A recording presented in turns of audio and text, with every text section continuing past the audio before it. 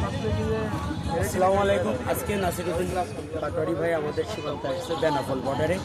যখন আমরা প্রোগ্রাম শেষ করে বেরিয়ে চলে আসছি, তখন আমাদের পরে ঠিক আওয়ামী লীগ যেভাবে আক্রমণ করতো পুলিশকে, ঠিক সেম বিএনপি, যুবদল, ছাত্রদল, স্বেচ্ছাসেবক দল, পুলিশ সব একসাথে এসে আজকে আমাদের উপরে এই আক্রমণটা করা হয়েছে। এই দেখেন আমাদের গাড়ি কি পরিমাণ, একেবারে মনে করেন নিশ্চিত মৃত্যুর হাত থেকে আমরা আজকে ফিরে আসছি। দেশীয় অস্ত্র শস্ত্র এবং রামদার চাপাটি নিয়ে আমাদের উপরে নেককারজনকভাবে হামলা করা হয়েছে। পুরো গাড়িটা আপনারা দেখে বুঝতে পারবেন,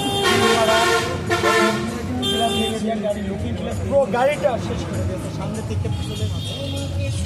আজকে গণঅভ্যুত্থানের বিপ্লবী নেতাদের উপরে হামলা হয়, যারা 17 বছর কথা বলতে পারিনি, যারা দেশে থাকতে পারিনি, তারা আজকে নেককারজনক এই সন্ত্রাসী আক্রমণ করতেছে এই বিপ্লবী ছাত্র জনতার উপরে। এটা আজকে আপনারা দেখেন ভারতীয় আগ্রাসন